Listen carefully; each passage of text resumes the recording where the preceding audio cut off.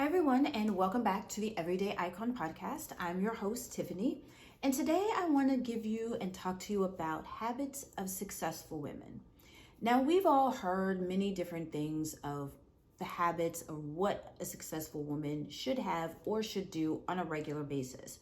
But I think these are the very important things that we as successful women should incorporate into our life and begin to practice on a regular basis. So, number one, reading regularly, both for fun and for personal development. This helps you with expanding your vocabulary, with different styles of writing and just different styles of dialect and communication and different delivery methods. And it also helps you with speaking more confidently. They're also great conversation starters as well. You can always talk about, hey, what are you reading? Or if you're in a conversation and you've read something about it, it will say like, oh, I read a book by such and such, and they were saying something very similar, but added a certain twist to it. It's just a thing of this long life learning. And then even for personal, reading, non-reading fiction books, whatever genre that you would like, it helps you escape. That's probably one of the biggest things that I like about reading, especially when I'm reading more for fun. I'm able to escape. And if you get a really good book, it will take you in, capture you in, and you'll feel like you're just part in the center of the story itself, watching it play out. Now, there are different types and different methods of reading now as well too. So you don't necessarily have to go to Barnes and Noble or buy the books off of Amazon. You can download them on Kindles. You can download the Audible books and listen and read them that way. I still prefer reading, of course, getting the books and reading the actual hard copy of books. But this year, I do want to become more intentional about what I read and just reading in general. So I do have a small goal for myself to read 12 books this year. I am not going to go all over the top because I'm still trying to figure out how people read 50, 60, 70 books in a year. So if you know, let me know in the comments below. But I did find a tracker that I'm going to be using to help me with reading. And I have my first 2 or 3 books, and I do want to make it an even balance of reading for personal development and of course reading for fun. So you want to become intentional about reading and finding time within the day, reading maybe 10, 20 minutes or at least a chapter a day. So number 2, they know when to say no. And I know we all struggle with this because we want to say yes, whether we are in our 9-to-5 regular jobs. We want to say yes because we want to show that we are a team player and we want to be, get that next promotion or show that we can do the work. Or even if we're an entrepreneur and we're sitting here saying, yes, I would do that deal. Yes, I would do this, even though it may not make sense and it probably doesn't make sense for you. But we have to learn to say no and understand as well, no is a full and complete sentence. We do not need to sit around and do a lot of explaining anymore, especially as we get older. And this is something that's not going to come easy because I am still learning when to say no, when not to say no, or just saying no in general. It is actually hard because I'm always the person that's like, yeah, I'll do it. Or if I don't want to do it, I won't say anything at all. But we just have to do this to where, one, it protects us from not overwhelming ourselves, not being able to do everything. It provides us a time for us to rest because we forget that we need to rest too. And sometimes we just don't feel like it. And guess what? That is okay. And being intentional and strategic of just saying no, absolutely not, that's fine. So definitely incorporating saying no a little bit more when we need to say no.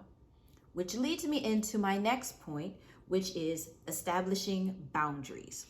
Saying no is a part of establishing boundaries because it let others know what is okay and what isn't acceptable for us. And they can also create and build trust in relationships. Because even if somebody doesn't like your boundary, they have to respect it. And if they don't respect your boundary, then they can go over there somewhere, because you have boundaries and we have to create boundaries for ourselves to keep our peace, to keep our mind, to not be overwhelmed and not thinking, oh, I can do all of the things. We don't have to do that anymore. And I hope that one of the things that we all learned during the past 2, almost 3 years now, that it is okay to set boundaries. And sometimes your boundaries will come when you least expect it.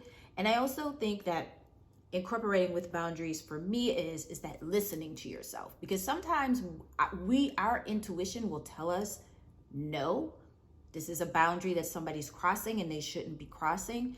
And sometimes it will take our intuition screaming at us to be like, no way. And sometimes we wait until it's too late. So in the beginning of any relationship, whether it's personal or professional, we want to be able to build boundaries, because this way, one of the biggest benefits of it is you're able to listen and see others' point of view while respecting your own point of view. So we're pretty much agreeing to disagree if we need to, and just being able to practice self-respect and standing your ground as well. But you're able to see someone else's point of view and not just see your point of view, but just being open-minded, and it's being okay to disagree with someone if you don't agree with them. So creating boundaries. And last but not least, getting out of our comfort zones. Now, this can be a little strategic, or you can kind of plan it in throughout the year or throughout your life. So it's whether it's learning a new skill, like I've learned here with podcasting and YouTubing. It could be taking on a new role at work or taking on a project at work. But successful women understand that stepping out of their comfort zone helps them with personal development and growth. And they don't do this on a daily basis, but they know when it is necessary. So they know when they have to step out of their comfort zone, even if it's something as simple as they may have to try a new way of building out a project, that the old way isn't working. So maybe I'm going to have to step over here to learn a new skill to do so. Or it might be getting on a stage and actually having a conversation. I'm in HR, recruiting more so. And it may be I have to, one day I may have to interview a candidate one day as I move up, the ranks and the roles in that. That's something that I haven't done in a very long time, but I would have to step out of my comfort zone to begin to talking to people and being able to do that as well. Something as simple as me sitting here recording this podcast and YouTube, never would have thought. And being on screen, being on video now is kind of second nature, but it wasn't like that. And I had to get out of my comfort zone.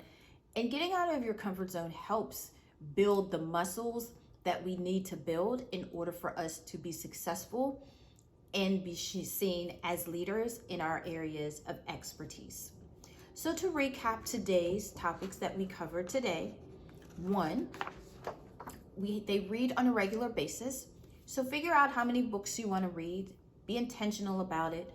Find time. If you're somebody like me who kind of lost reading because life happened, try to incorporate it back into your life and see how many books that you can read this year.